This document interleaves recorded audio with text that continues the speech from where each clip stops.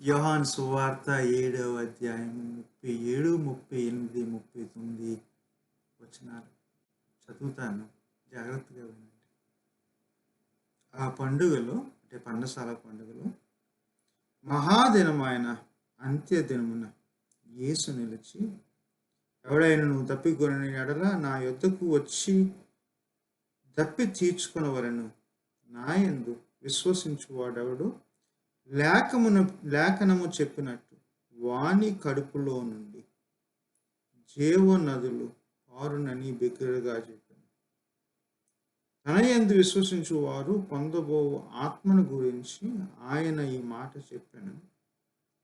యేసు ఇంకనూ మహిమపరచబడలేదు గనుక ఆత్మ ఇంకనూ అనుగ్రహింపబడి ఉండలేదు. విన్న వాక్యము దేవుడు మన వెనుకల్లో దీవించును గాక. వాని కడుపులో నుండి అన్న ఈ ఎక్స్ప్రెషన్ చాలా ప్రశ్నలకి దావతీస్తుంది. కొంతమంది అంటారు అది యేసయ్య కడుపులో నుండా. లేదు, విశ్వసించిన వారి యొక్క కడుపులో నుండా. ఇది కడుపులో నుండా, కడుపులో ద్వారా అంటే ఆంతర్యం ద్వారా అన్న ప్రశ్నలు దాదాపు 2000 సంవత్సరాలు ఈ వాక్యాన్ని చదివిన వాళ్ళు అడిగారు. తూర్పునున్న ఆర్థడాక్స్ వాళ్ళు ఏమన్నారంటే, ఇదిగో అది విశ్వసించిన వారి యొక్క కడుపులో నుండి అన్నారు. వాని కడుపులో నుండి అంటే అది యేసయ్య కడుపు అని చాలామంది వెస్టర్న్ చర్చ్ అన్నారు. ఆ ప్రశ్నలకు సమాధానం మీరే చెప్తారు. ఏంటండి పెంతుకోస్తు ఆదివారం అంటారు? ఏ అపోస్తుల కార్యాల్లో 2వ అధ్యాయము మొదటి 11 వచనాల గురించి చెప్పొచ్చు కదా.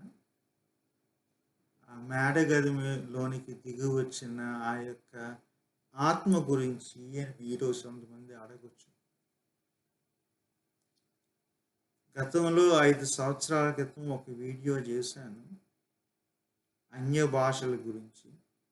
ఆల్రెడీ మీలో కొంతమంది చూస్తున్నారు. Thank you. తర్వాత దేవుని భాష ఏంటి అని ఒక వీడియో చేశాను. అది కూడా 2-3 ఈ వారంలో చూశారు. Thank you. అడుగుతారు, పెంతెకోస్తు దినం ఆదివారం కదండి, యోహాను సువార్త 14వ అధ్యాయంలోని ఆదరణకర్త గురించి చెప్పొచ్చు కదా అని చెప్పేసి. గతంలో ఒక వీడియో చేశాను, దయించి అది చూడండి. ఈరోజు యోహాను సువార్తలో 7వ అధ్యాయం 37 నుండి 39 వరకు ఆత్మ గురించి, ఒక జీవజల నదిగా, దానికి ఏకవచనం కూడా కాదు, జీవ జలముల నదులుగా బహువచనంగా ప్రస్తావిస్తారు. దాని గురించి మనము ధ్యానిద్దాం. వెళ్ళకముందు మీకు కొన్ని మిస్అండర్స్టాండింగ్స్ ఉన్నాయి, వింటున్నాను. పెంతెకోస్తు దినం అంటే హ్యాపీ బర్త్డే హోలీ స్పిరిట్ అనే రోజు కాదు, పుట్టినరోజు కాదు. ఆత్మకు పుట్టుక లేదు, ఆది లేనిది, పుట్టుక లేనిది, జీవం ఉన్నంత కాలం ఉన్నది ఆత్మ. రెండో అపార్థం ఏంటంటే అపోస్తల కార్యంలో 2వ అధ్యాయంలో దిగి వచ్చిన ఆ యొక్క ఆత్మ ఉంది కదా, దానితో పెంతుకోస్తు సంఘము పుట్టింది అని కొంతమంది అంటారు. మిగిలినవి అన్ని వేరే వేరే టైంలో పుట్టినాయి కానీ పెంతుకోస్తు సంఘము ఆ రోజు పుట్టింది అని చెప్పి. పెంతుకోస్తు సంఘం పుట్టుకలో ఆ వచనాన్ని మాటి మాటికి ప్రస్తావిస్తారు కానీ అది పెంతుకోస్తు సంఘం పుట్టింది అప్పుడు కాదు. మూడవ అపార్థం ఏంటి అంటే, ఆత్మ వచ్చినప్పుడు, ఆత్మ ఎప్పుడు, ఎల్లప్పుడు మేడగదిలోకి దిగి వచ్చినట్టు వేగముగా వీచు బలమైన గాలి వలె వస్తుంది అని అనుకుంటారు. అది కూడా వాస్తవం కాదు. 4వ అపార్థం, ఆత్మకి ఒక లింగాన్ని ఆపాదించలేము.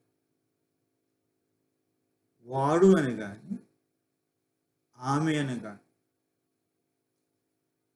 మన వాడుక కొరకు అర్థం కావడానికి భాషకి రెండు అవసరం కాబట్టి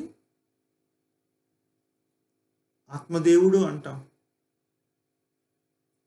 అప్పుడప్పుడు ఆత్మదైవము అని అంటాం. సో ఈ హ్యాపీ బర్త్డే అనే వాళ్ళు, పెంతుకోస్తు సంఘం ఆ రోజు పుట్టింది అనేవారు, ఆత్మ అనేది ఎప్పుడు వేగంగా వచ్చే బలమైన గాలిలో ఉంటుంది అనేవాళ్ళు, ఆత్మకి ఒక లింగాన్ని ఆపాదించేవాళ్ళు. వారి మీద నాకు కోపం లేదు. ఈ మాటలు చెప్పినప్పుడు నేను ఎవరిని విమర్శిస్తా లేదు, విక్కరిస్తా లేదు, ద్వేషించడం లేదు. ఎవరితో అయినా సరే ఇది తప్పు అని విభేదించినప్పుడు గౌరవంతోనే చేస్తాను. నాకు ప్రార్థన ఎప్పుడు చేసుకుంటాను. అహంకారానికి, మూర్ఖత్వానికి నన్ను దూరంగా ఉంచు. ఎవరో ఏదో చెప్పారు, తెలిసే చెప్పారు, తెలియకే చెప్పారు. అలాగని చెప్పి నేను చెప్పిన నా అభిప్రాయాన్ని, నా యొక్క వివరణను నేను పూజించను. అలాగని చెప్పి ఎదుటోళ్ళని నేను వేరేగాను తక్కువగానే చూడను. అది నా యొక్క అనుదిన ప్రార్థన. వింటున్నాను, ఇవన్నీ చూస్తున్నాను, కానీ వాళ్ళ గురించి ప్రార్థిస్తాను, వాళ్ళని నేను గౌరవిస్తాను. ఇందాక అన్నాను కదా, ఆత్మ అనేది బైబిల్ గ్రంథంలో వేరే వేరే రీతిగా మనకు కనబడుతుంది. ఆదికాండంలో మనం చూసాం, అగాధ జలముల మీద అల్లాడింది. ఇశ్రాయేలుల చరిత్రలో అరణ్యంలో ఉన్నప్పుడు మేఘస్తంభం గాను అగ్నిస్తంభం గాను వాళ్ళతో పయనించింది, వాళ్ళని నడిపించింది. దేవుని ప్రజల యొక్క చరిత్రలో న్యాయాధిపతుల సమయంలోనూ, ప్రవక్తల సమయంలోనూ, రాజుల సమయంలోనూ పరకాయ ప్రవేశమే కాదు, ప్రశ్నించడము, ప్రవచించడము ఆత్మ చేసింది. దేవుని ప్రజల యొక్క జీవితాల్లో జ్ఞానముగా పల్లెల్లోనూ, నగరాల్లోనూ, న్యాయస్థలాల్లోనూ రండి, ఉపదేశాన్ని నేర్చుకోండి అని చెప్పింది ఆత్మ. యేసయ్య పుట్టినప్పుడు ఎవరి ద్వారా పుట్టాడు? ఆత్మ ద్వారా. బాప్తిస్మం ఇచ్చినప్పుడు ఎగురొచ్చిన ఒక పక్షిలాగా వచ్చింది. పరిచర్య అంతా ఆత్మతో నిండుకొనిన పరిచర్యే. అరణ్యంలో ఆయన ఉన్నప్పుడు ఆత్మ ఆయన అరణ్యంలోకి తీసుకెళ్ళింది, ఆయనతో అరణ్యంలో ఉంది.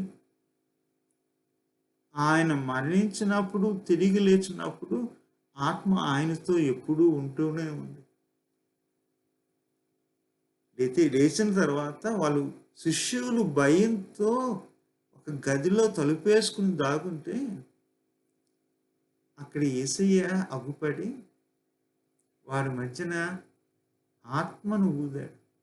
ఊదబడిన ఆత్మ, ఊపిరిగా ఊదబడిన ఆత్మ. అదే ఆత్మ మేడగదిలో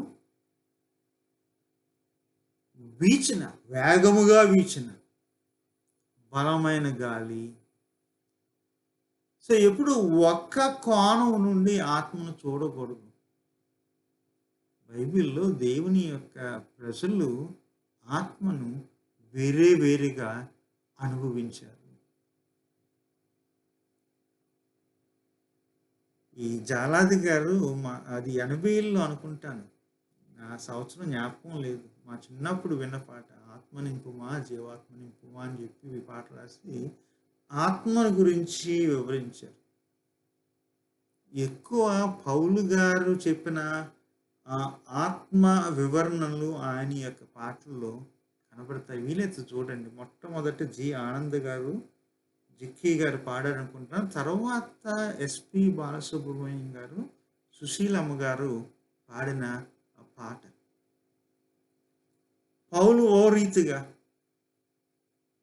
యోహాను మరో రీతిగా,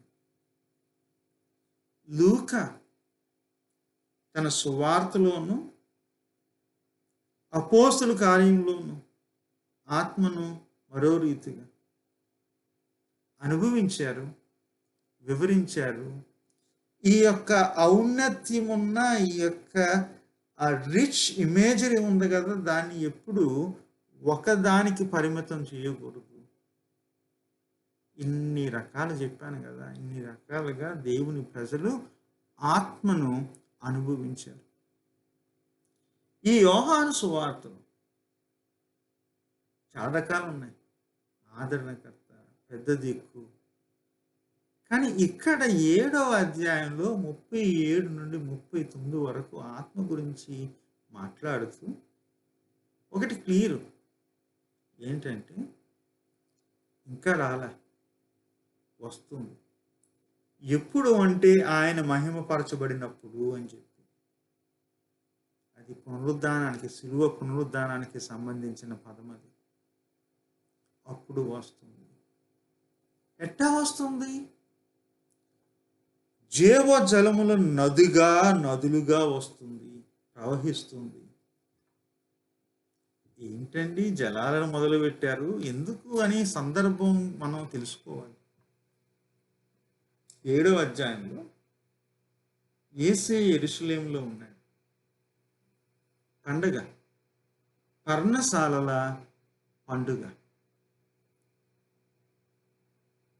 సహజంగా ఆ టైంలో వీళ్ళు ఏం చేసేవారంటే, చాలామంది ఇంట్ల దగ్గరే చేసుకునేవారు. చాలామంది దేవాలయానికి వచ్చేవారు. దేవాలయంలో జరిగే ఈ పండగ 7-8 రోజులు జరిగేది. ఆ పండగ అది సమయంలో ప్రజలు వచ్చేవారు. యేసయ్య కుటుంబం కూడా వచ్చింది. వచ్చినప్పుడు యేసయ్య వాళ్ళతో రాలా, ఒంటరిగా రహస్యంగా వచ్చాడు. ఎందుకంటే అప్పటికే కుట్రలు జరుగుతున్నాయి యేసయ్య ప్రాణాలు తీయడానికి. ఈ మందిరం దగ్గర జరిగిన ఈ పర్ణశాల పండుగలో ఒక ప్రత్యేకమైన భాగం ఉంది. అది నీటికి సంబంధించింది. యూదులకి ఏ పండగ జరిగినా నీటికి దానికి సంబంధం ఉంటుంది. పక్కనే సిలోయేము కోనేరు, మీకు జ్ఞాపకం లేదు కానీ ఒక గుడ్డువానికి యేసయ్య మూసి యేసయ్య అంటాడు, వెళ్ళి పంపుతాడు. పంపి ఆ కోనేరులో కడుక్కో అని అంటాడు. దేవాలయం పక్కన, అది 7వ అధ్యాయంలో రాయబడి ఉంది. దాని గురించి కూడా ఒక వీడియో చేశాను. పంపబడిన వాడు ఈ గుడ్డువాణ్ణి సిలోయిం అంటే అర్థం ఏంటంటే పంపబడిన కోనేరు. కోనేరు దగ్గరికి పంపించాడు. ఈ కోనేరు నుండి నీళ్లు తీసుకొచ్చి ఈ ఈ 8 రోజులు దాదాపు ప్రతిరోజు ఏం చేస్తారంటే ఒక ఊరేగింపుగా కుండల్లో నీళ్లు తీసుకెళ్ళి దేవాలయంలో మధ్య భాగంలో బలిపీఠం దగ్గర నీళ్ళు వేసి అక్కడ పండగ చేస్తారు, ప్రార్థిస్తారు. ఈ నీళ్ళేసే ఆచారం ఉంది కదా, ఈ వాటర్ సెరమనీ ఉంది కదా, దానికి అర్థాలు 3 ఉన్నాయి. ఒకటి ఏంటంటే, ఇదిగో మనము అరణ్యంలో ఉన్నప్పుడు రాతి నుండి దేవుడు మనకు నీళ్ళు ఇచ్చాడు, ఆ జ్ఞాపకం, కృతజ్ఞత. ఈ బలిపీఠం దగ్గర నీళ్ళు వేసినప్పుడు ఇంకొక ప్రార్థన ఉండేది, జ్ఞాపకం ఉంది లేదు కానీ ప్రవక్త ఏలియా ప్రార్థన చేశాడు.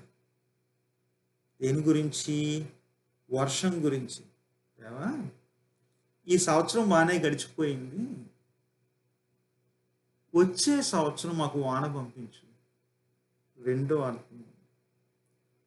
మూడో అర్థం ఏంటంటే, ఒక రోజు రాబోతుంది, ఆ రోజు ఆ దినమున అంత్యదినమున ఆ రోజు దేవాలయము భూగర్భం నుండి ఒక నది పుడుతుంది. దాని గురించి యెహెజ్కేలు ప్రవచిస్తాడు. 47వ అధ్యాయంలో మొదటి 11 వచనాలు చదవండి. దాని గురించి జకర్యా 14వ అధ్యాయంలో ప్రవచిస్తాడు. సో నీళ్లు పోస్తూ ఆ సమయంలో ఈ యెహెజ్కేలు, ఎజెకియేలు ఈ యొక్క ప్రవచనాలు చదివేవారు. మరి ముఖ్యంగా ఎజెకియేలు ఈ 47వ అధ్యాయంలో ఈ 11 వచనాలు చదివిన కనీసం 5 సార్లు నది నది నది ఎక్కడి నుండి పుడుతుంది, దేవాలయం నుండి పుడుతుంది. ఈ ఎజెకియేలు ఇది ప్రవచించినప్పుడు ఎజెకియేలుకి దేవాలయం ఒక జ్ఞాపకం, నిజం కాదు. ఎందుకంటే చిన్నప్పుడు చూచుంటాడు, కానీ ప్రవచించే సమయానికి దేవాలయము పగులుగట్టబడింది, శిథిలం అయిపోయింది. ఆశ ఒకప్పుడు జ్ఞాపకం, ఇప్పుడు నిరీక్షణ. ఏంటంటే దేవాలయం కట్టబడుతుంది, ఆ దేవాలయం నుండి జలాలు, నదులు వస్తాయి. ఆ వచనాలని ఈ పర్ణశాల పండుగలో నీళ్లు పోసినప్పుడు ఆ వాటర్ సెరమనీ సమయంలో చదివేవారు. దానికి ఎలాబొరేట్గా ఒక ఆరాధన క్రమం ఉండేది. ఆరాధన క్రమంలో భాగంగా ఈ యెహెజ్కేలు నుండి, జకర్యా నుండి చదివేవారు. సో జలాలు, ప్రవచనాలు, మహాదినం 8వ దినము అని అంటారు. అంత్యదినం అంటే చివరి రోజు 8వ దినాన్ని నీళ్లు పోస్తున్నప్పుడు యేసయ్య చూశాడు, వాళ్ళు దాహాన్ని చూశాడు. నిజమే, ఈ జనమే సనుక్కుంటున్నారు. కొంతమంది విశ్వసిస్తున్నారు, కొంతమంది ఏమో అపనమ్మకాన్ని చూపిస్తున్నారు, కొంతమంది ఏమో ప్రాణం తీయాలంటున్నారు, కొంతమంది ఏమో ఎక్కడి నుండి వచ్చాడు, ఎక్కడ దాక్కున్నాడు అని అడుగుతున్నాడు. కానీ వీళ్ళందరిలో దాహము అంటే, దాహం కొంటున్నారా? దాహం కొంటే నా దగ్గరికి రండి, విశ్వసించండి. ఇంకెంతకాలం నీళ్ళు మోసుకొచ్చి సిలోయము నుండి మందిరంలో పోతాడు? ఆ మందిరాన్ని నేనే. ఈ వాక్యాన్ని యోహాను యొక్క సంఘం చదువుతున్నప్పుడు ఇక యెరూషలేములో మందిరం లేదు, వాళ్ళ మనసులో ఒక మందిరం ఉంది, అది యేసయ్యే. అంటే తప్పుకుంటున్నారా? దప్పుకోవడం అంటే ఏంటి ఇక్కడ? తృష్ణ, ఆత్మీయమైన తృష్ణ. 3 పూటలకు ఆకలేసినట్టు, అప్పుడప్పుడు దాహం వేసినట్టు అది కాదు ఇది. ఒక లాంగింగ్, ఆశ. ఏదో కొదువైంది. అగస్త్యుని దీన్ని ఏమంటాడంటే, ఇదిగో నా యొక్క మనసుకు విశ్రాంతి ఎప్పుడంటే నీలో ఉన్నప్పుడే. అవిశ్రాంతి, ఒక రకమైన తృష్ణ, దాహము అలా ఉంటే నా దగ్గరికి రండి. నేల గురించి గతంలో యోహాను ప్రస్తావిస్తాడు. ఎప్పుడు సమరయ స్త్రీ దగ్గర 4వ అధ్యాయము ఆ నూయ బావి దగ్గర ఆ ప్రస్తావన వస్తుంది. యాకోబు కట్టిన ఒక బావి కానీ అంటాడు, మించిన బావి నేనే అని అంటాడు. మరలా 6వ అధ్యాయంలో విశ్వసించండి, తినండి, తింటే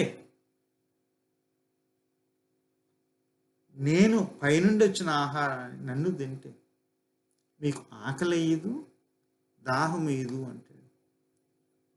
మరలా ఇక్కడ ప్రస్తావన 2 నిబంధనల్లోనూ నీళ్ళు అనగానే మనకి ఏం జ్ఞాపకం వస్తుంది అంటే జీవం. మర్చిపోకండి, జలం లేకుండా జీవం లేదు. కానీ ప్రతి జలము జీవము ఇవ్వదు.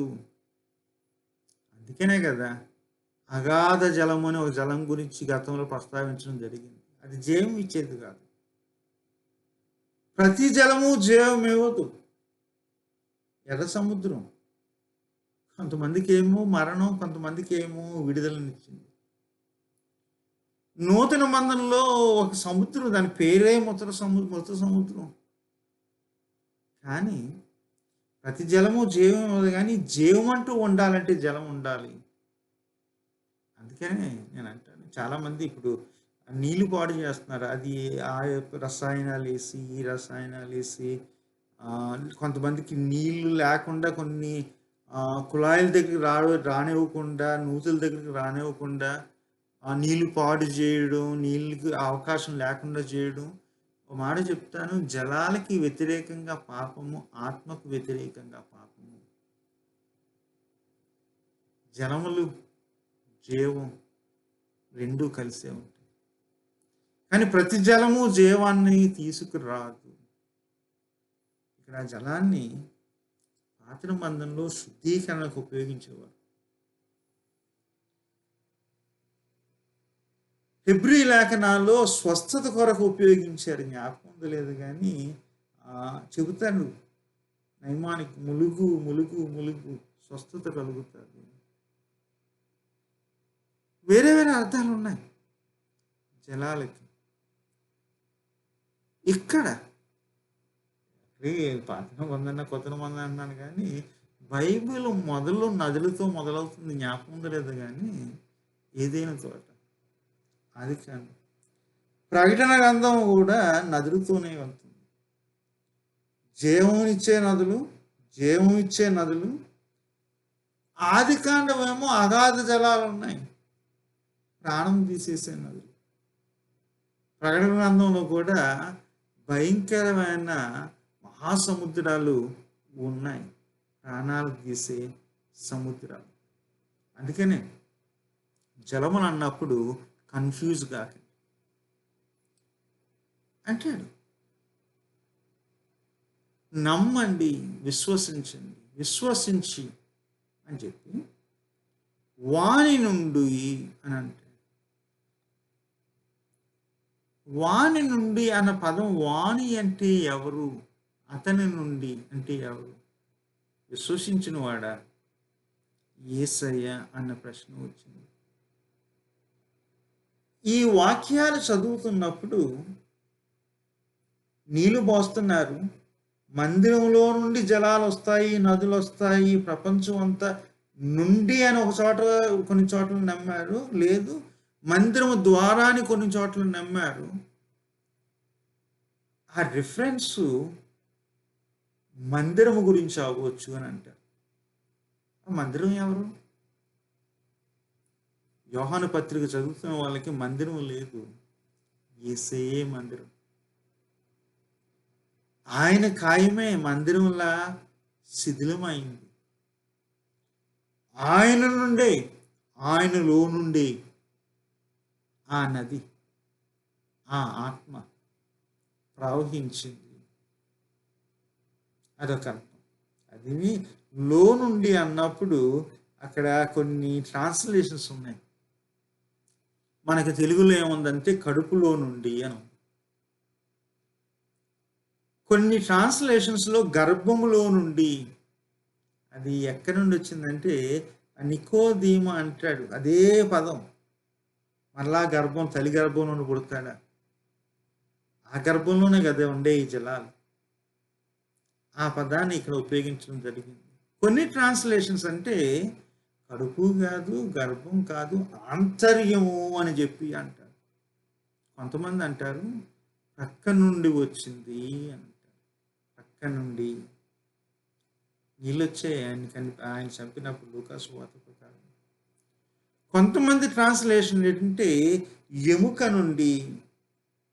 ఆదాము అవ్వ ఒకరి ఎముక నుండి మరొకరు పుట్టించబడ్డారు, జన్మనొచ్చింది అని అంటారు.